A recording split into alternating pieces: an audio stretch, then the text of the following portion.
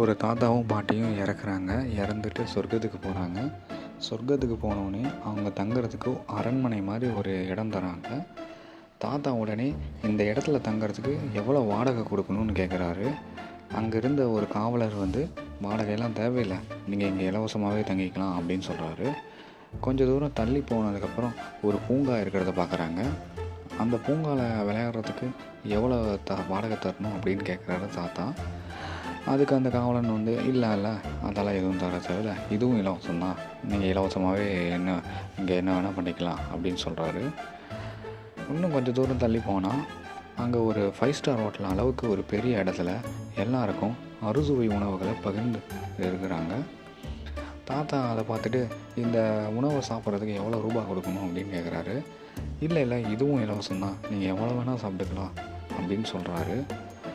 இல்லைங்க, நான் பாட்டி கையால் உப்பு சப்பு சாப்பாடு சாப்பிட்ருக்கேன், அதனால் கேட்குறேன், எனக்கு உப்பு சர்க்கரையெல்லாம் ஆகாது, நான் வெறும் பத்திய சாப்பாடு தான் சாப்பிடுவேன், அதனால் கேட்குறேன் அப்படிங்கிறாரு. அதுக்கு அந்த காவலன் என்ன சொல்கிறேன்னா, நீங்கள் இங்கே என்ன வேணால் சாப்பிட்டுக்கலாம், என்ன சுவையில் வேணால் சாப்பிட்டுக்கலாம், உங்களுக்கு ஒன்றும் ஆகாது, நீங்கள் நல்லா தான் இருப்பீங்க அப்படின்னு சொல்கிறாரு. இதை கேட்ட தாத்தா உடனே பாட்டியை பார்த்து கத்த ஆரம்பிக்கிறாரு.